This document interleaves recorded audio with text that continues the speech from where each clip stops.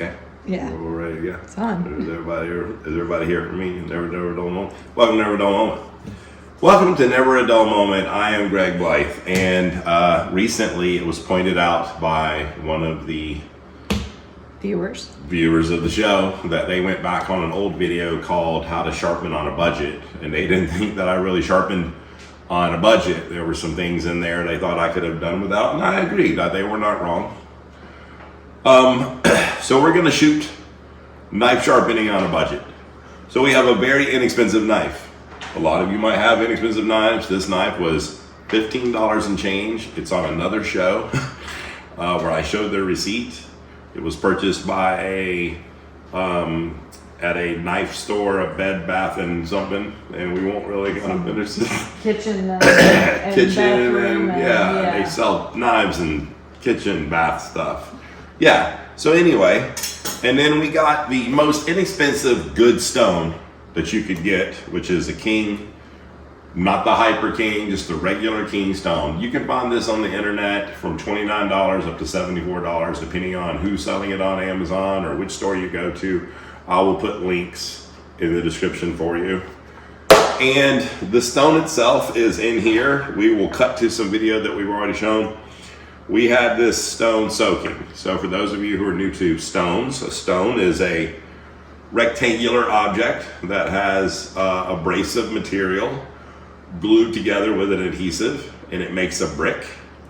And so this king stone is a 1,000 grit stone. And you will see that we have something on the counter to make it non-stick. But since your wife, unless you are the wife, you will be like upset that you've put some type of debris from the stone or the knife on the counter. You can either just go directly on the non-stick, or you could put a towel on the non-stick. Preferably not a nice towel.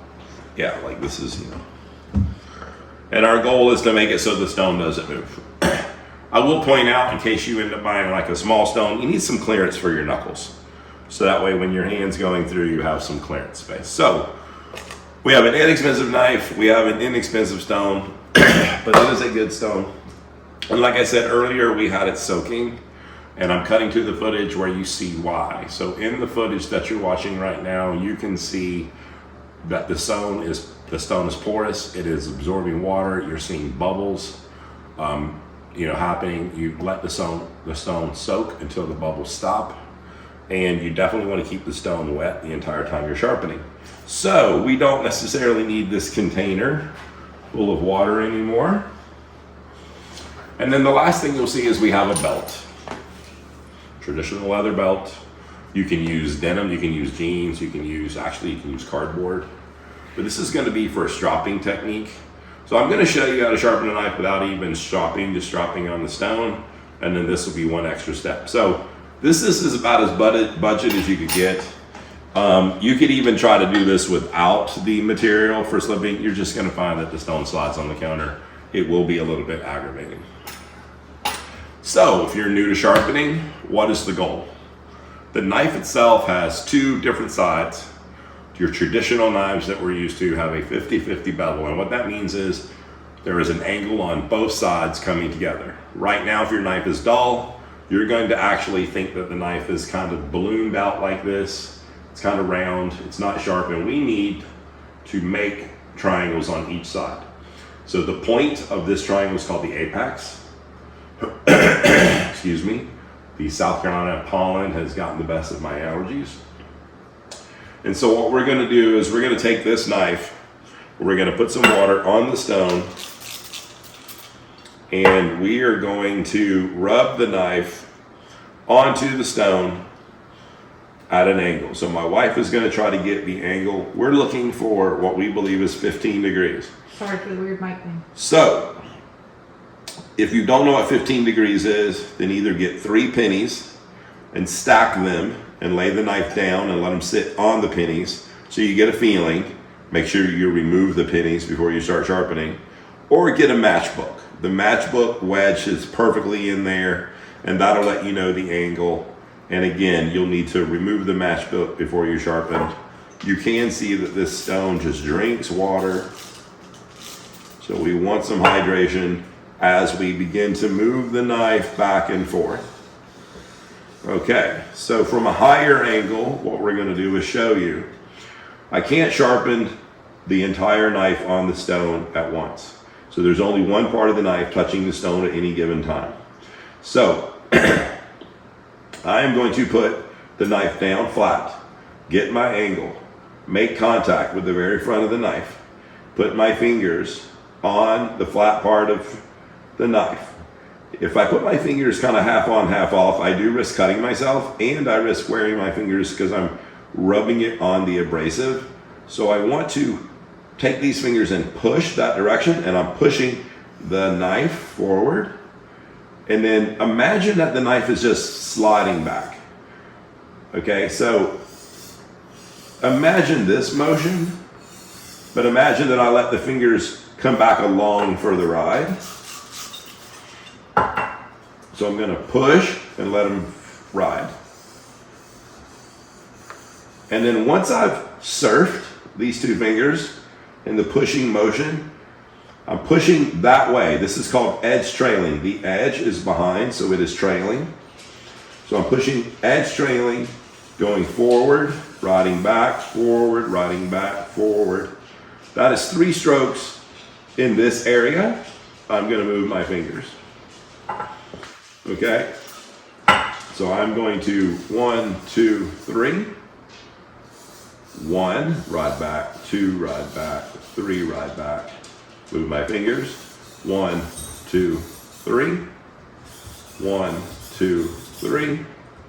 1, 2, 3. I'm going to keep going all the way down. And so you might say, Greg, you showed us what to do with these fingers, but what to do with these fingers? So with the knife itself, we need to make it steady. So we're going to take and pinch up on the blade. We've got our thumb on the blade here, our finger over here. You can run your finger down the back if that's comfortable for you, or leave your fingers back. So this is going to let me get my angle, and I'm just going to lock my hand in. And then now, once I've done all of those, like the 3 strokes to the bottom, that is considered 1 stroke. So I'm going to go back to the front. 1, 2, 3. 1, 2, 3. 1, 2, 3. 1, 2, 3. 1, 2, 3. 1, 2, 3. 1, 2, 3. Now, you're probably wondering, how long are you going to do this? The knife itself, because the metal is on the abrasive like this, it's pushing metal to where the metal is going to actually curve up. And if I take my finger and put it on the flat and rub this way, I will feel metal curling, and that would be called the burr. If you don't feel that, if you just know that you don't feel that, you haven't done it. Because when you do feel it, you'll know it.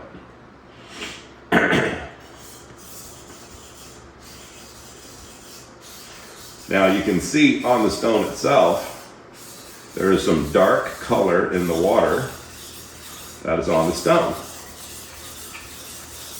That is a combination of debris from the stone and debris from the knife. We are removing metal from the knife.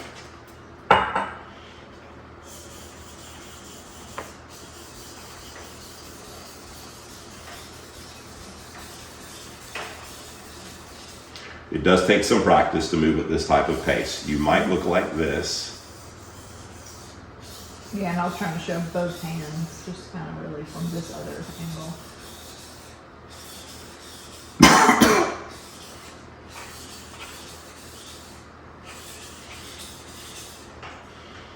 Okay, so we're gonna go back.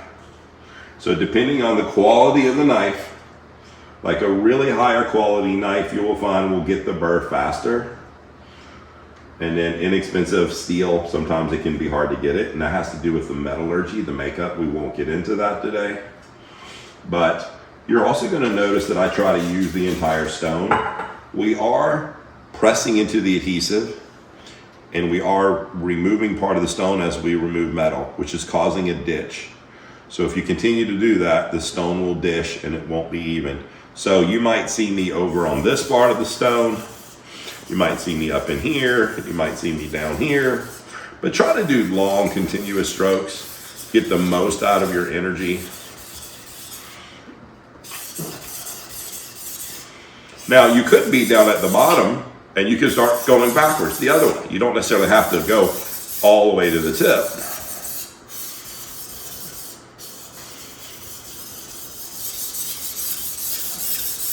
And then over time, There's a thirsty stone. yeah, you can see that there is material. The dark material is what we call the load up. And you can see, as long as it's moving freely, it's not hurting you, the stone is still cutting. If the load up stays in one place, the stone has built up so much material in the grooves of the adhesive, it's no longer removing metal. So I can fill a burr. Here it's very prominent. Right there it could be a little more. Feel it again. Maybe a little bit more towards the tip. So what I want to do is sharpen until I know that the burr is specifically raised evenly along the length of the knife. So you saw me move from here to there. Like as much as I know I feel it right here, I want to feel it everywhere.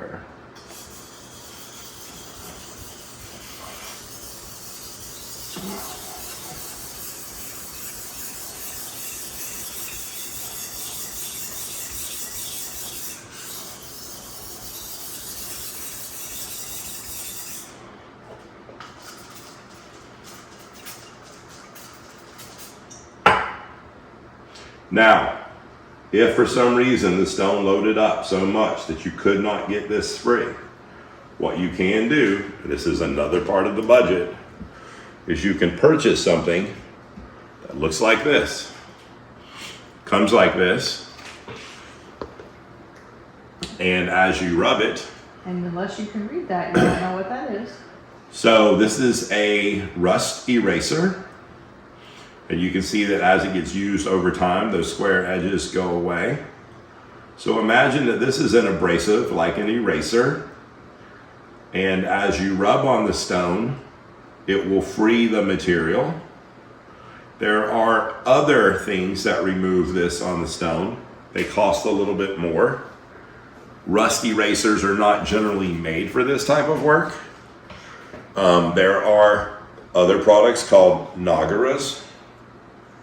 Do I have one handy? I don't have one handy, but it is another smaller stone, just like this, that would be used to rub this stone. And then if you want to get a little bit more elaborate, I'm not trying to get outside of the budget, but there are lapping plates. There are plates that have grooves made of diamonds, and you could actually use this.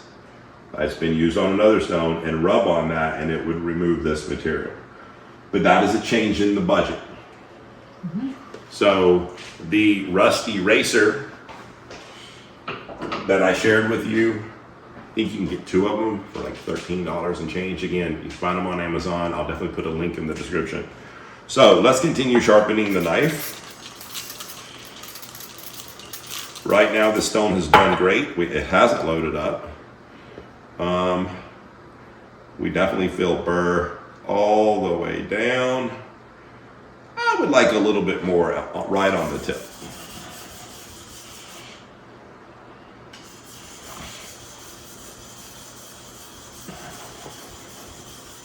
You can see that I'm moving across the stone to try to use the entire stone.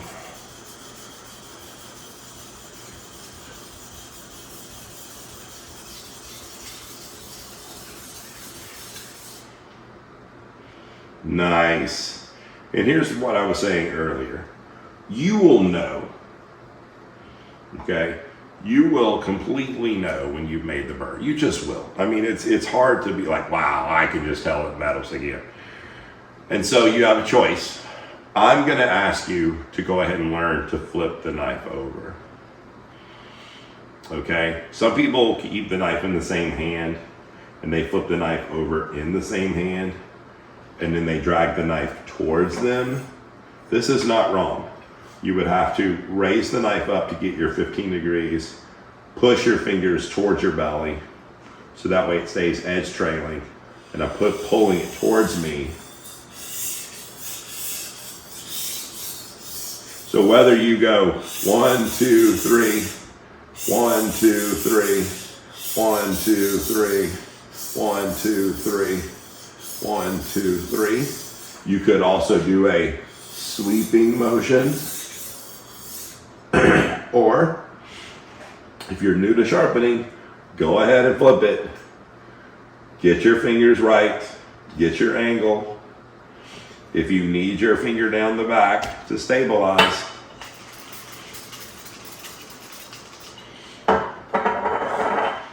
now what you're going to notice is very early it's going to feel like you get a burr really quick. What happens is there's a little flap of metal that's leaning this way, and that's why you feel it. It's going to immediately turn over, and you're going to be like, wow, I got a burr. You turned it over, but you did not remove metal from the other side. So you need to spend some time on the other side regardless of feeling the burr.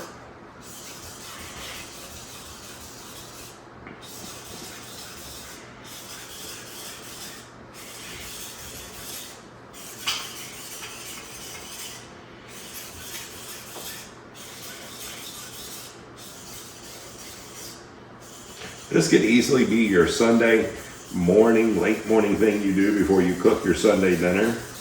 Maybe your food prep and you've got to cook for a week, do it earlier or even the day before.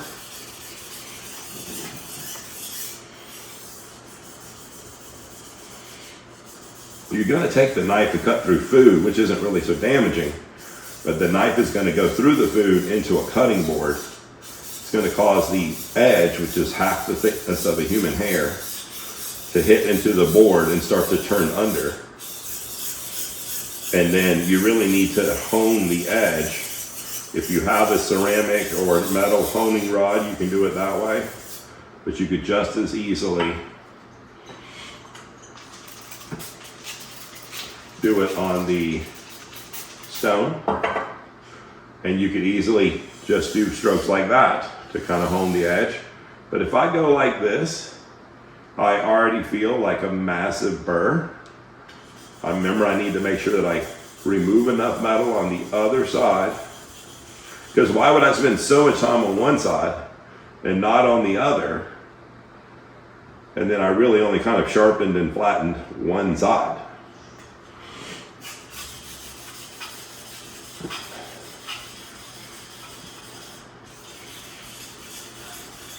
I would even mention that if you can remember, the next time you sharpen the knife, start on the opposite side. So the next time I sharpen this knife, I should actually sharpen on this side. And that way you can make sure that the knife never gets too lopsided, not too asymmetrical. Okay. We have sharpened this knife. We have a problem. The knife itself now has the two flat edges and there is metal sticking off on the other side. So we have to remove that. There's a couple ways to do it.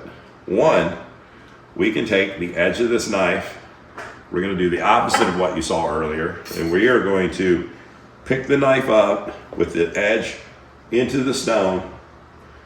We're going to go to the same sharpening angle, and we're going to push the knife into the stone. Okay? And then we're going to turn it over.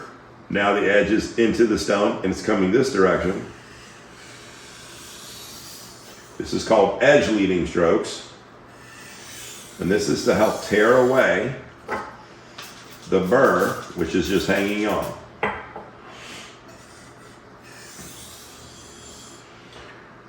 So the next thing I'm getting ready to say is a little bit kind of picky on the science level.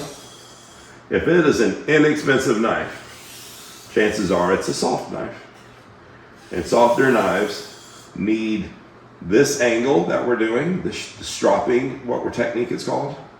The angle needs to be slightly higher. So if we were at 15 degrees, we need to be like a little higher, 16 or 17 degrees on a soft knife. If it's a much better knife, like some money was spent on a knife, Japanese knife, chances are it's a hard knife, then you would want to do this technique at the same angle. So if you sharpened at 15 degrees, you would strop at 15 degrees. So this Cuisinart knife is a lot less expensive. I would think that it's made with less expensive steel. I would assume that it's softer. So the stropping angle is slightly higher than the sharpening angle. I will test the edge before I put it on the leather belt to see if I've already got a good enough result without having to go the extra step.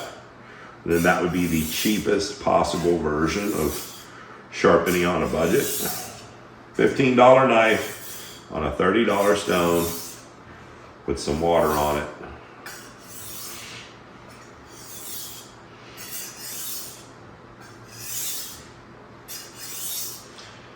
We need to get the debris off of the knife. Careful not to cut yourself. Always be careful, folks. So I'm going to get a piece of paper.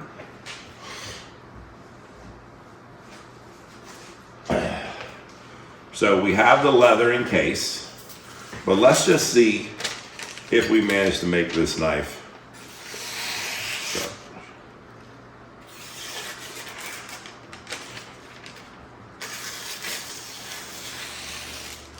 So it's pretty sharp. Mm-hmm. I would tell you, I felt a little, one of the reasons you do a paper test is to see if there's any like stopping points, like the blade tends to, that was pretty clean. I was like, that one didn't, I think that paper had water on it, honestly. Right there, it just has a little stop. So what I'm going to do is show you the next level of budget. So this is a traditional belt, a man's belt. We have the regular side and the back side. I'd like to still use this belt. So I am going to trap the belt against the counter. Okay? Mm-hmm. I am going to take the knife and put the edge at the bottom of the belt, and I'm going to go upward. The knife, when it's on the belt, will not be flat. The knife will be increased angle. So again, I'm going to increase the angle 15, 16, 17 degrees. I want it to be, because I believe this knife to be soft, I'm going to go a little higher than normal, and I'm going across the belt. Now I'm going to turn it over. I get it flat. I pick up the knife so it's a higher angle, and I go down. And in this motion, I'm helping to remove any metal that might be hanging on.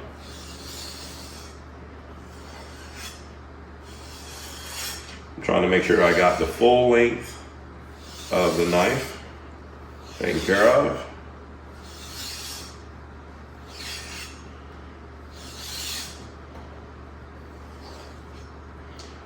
And if for some reason you happen to have a leather apron on, you could have done it on here as well. But in doing so, remember, paper has grain. We're trying to make sure that the knife cuts continuous.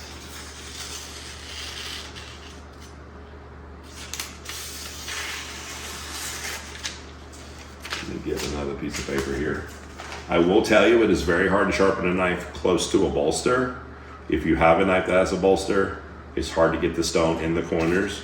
So don't feel too upset with yourself if that was a difficult area. But as we're not feeling nicks on the blade anymore, we've made a sharp knife. So today we sharpened on a budget. We had a $15.99 knife sharpened on a $29 plus tax and shipping stone. We only used the one stone. We were able to do the majority of the technique on the stone. slight upgrade in the budget would be the magic eraser. I will show you how we use this, just in case you spend a couple extra bucks on the stone. On the magic eraser, you would just rub on the stone,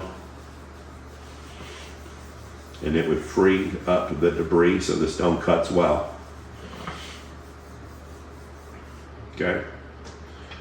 To me, this was sharpening on a budget for beginners too, because you kind of If you don't know how to sharpen, the king stone is a great starting place. It's great no matter what, really. I mean, king stone is fantastic. Please do not put your stone away wet. If you put it back in the box, the moisture content, it can lead to cracking. So you're gonna wanna clean the stone of all the load and everything that was on there, free it up. Whether you use a lapping plate, whether you use sandpaper, whether you use a rust eraser or a lapping like stone itself. Let it dry, and then you're good to go.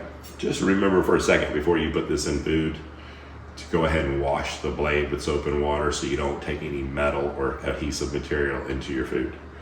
But again, we have a great knife sharpened. That was on a budget. That was definitely not a dull moment. We appreciate you being here Friday nights at 8. We'll see you next week. God bless.